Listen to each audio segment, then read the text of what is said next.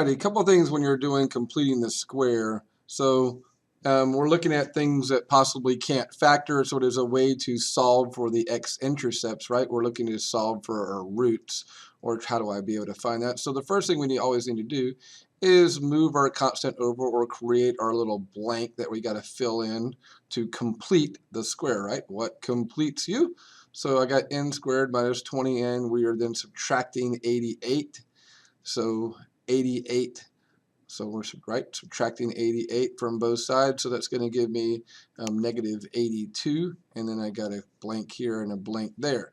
And remember, what things do we have to use to fill the blank, right? What things fill the blank? So we could do b divided by 2 squared to fill the blank, or 20 divided by 2 is 10, and 10 squared would be 100, so we are going to put 100 on both sides.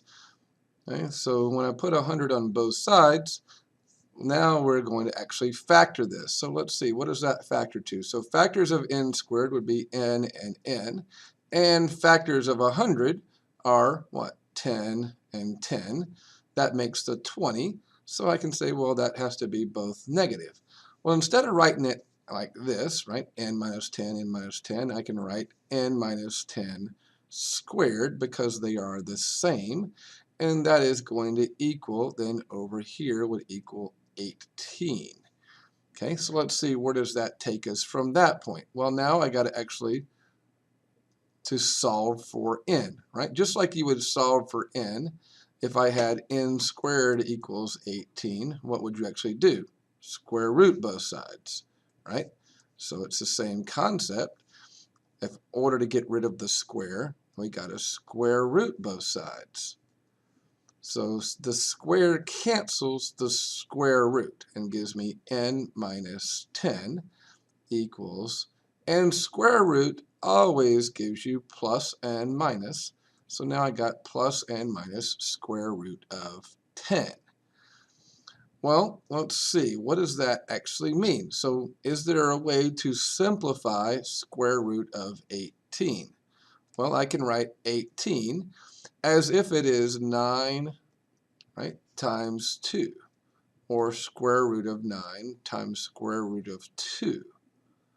Well, we know what square root of 9 is. Square root of 9 is 3. So this would be 3 and square root of 2. So now what I have is n minus 10 equals plus or minus 3 square root of 2. Let's see, where do I go from there? Well, to finish solving for my x-intercepts, all we need to do is move the 10 over, right? So add 10. So n is equal to 10 plus or minus 3 square root of 2. So that's our final answer for our roots or x-intercepts, right? If I'm solving for the x-intercepts or solving for the roots. Let's see, which one of those looks like that? Well, I got 10 plus 3 square root of 2, 10 minus square root 3 root of 2. Hey, that looks like our answer. So in this case, our answer choice is A. Hey, look at that. Done. Okay, at this point, go ahead and try to pause the video. Actually, work this one out completely on your own. So pause the video. Work this one out on your own and see if you can actually get that. So pause it, work it out on your own, see if you can get an answer.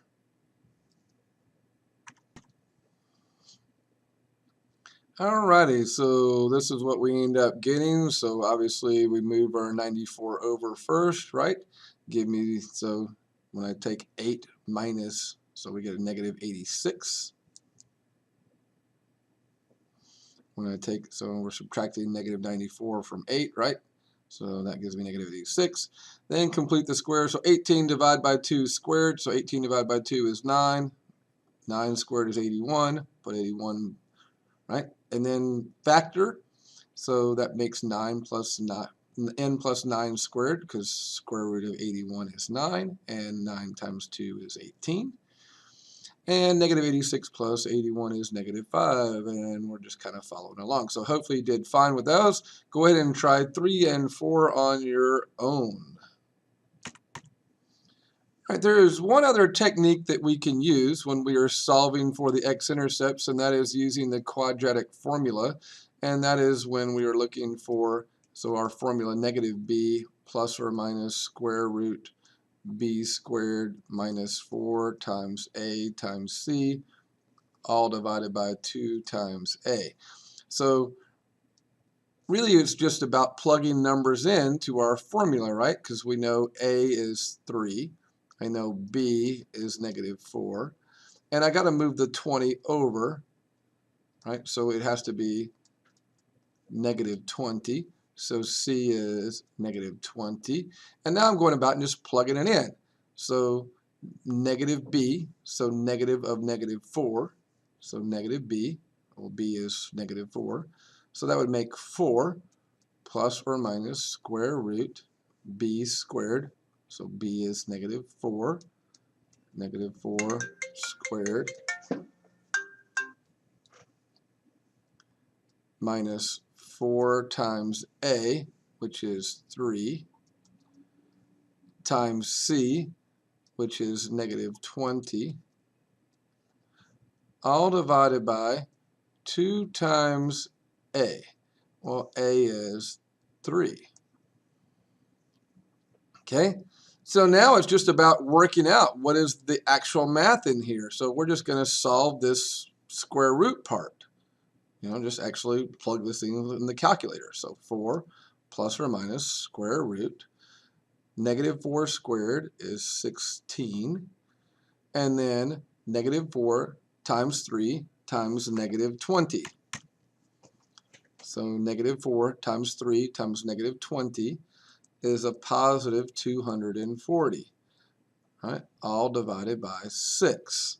Okay, so what does that mean? Well, I have 4 plus or minus square root of 256 divided by 6. Once again, that is what x is equal to, right? Okay. So now all we're going to do is take and let's see what does that actually give us. So I'll do that over here. Well, square root of 256 is something that we can plug in our calculator and actually get an answer. So that tells me it's 4 plus or minus 16 divided by 6, which means it would be 4 plus 16 divided by 6, and also 4 minus 16 divided by 6. So let's see, do we have an answer that looks like that? Okay, well, let's see. Well, 4 plus 16 is what? That would be 20 over 6, which simplifies to 10 over 3. Well, there's a 10 over 3. And 4 minus 16 would be negative 12 divided by 4, which is equal to, I wrote my 4 instead of 6, so it should be 6. So 4 minus 16, negative 12 divided by 6 is negative 2. So our answer choice here is pretty obvious, A there. There we go. So 10, 3, and negative 2. Okay, so what I want you to do is just like we did before, pause the video at this point. So try to pause it, actually work out what is this using the quadratic formula. So plug into negative b plus or minus square root b squared minus 4ac all divided by 2 times a. And see if you can figure out what is one of these answers. So pause it, try the problem. If you're struggling, watch the video piece, okay?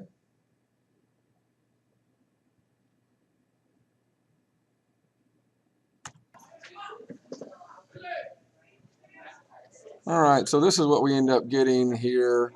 So the only tricky part with this is simplifying square root of 568. So just figure out what numbers possibly go into here. Square root of 568, I can think about divided by 4. So I just tried to see what it gave me.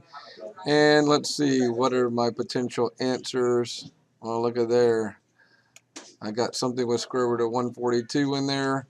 Well, so I can divide all these by 2. So divide by 2, divide by 2, divide by 2, and there's my answer choice. Letter choice C.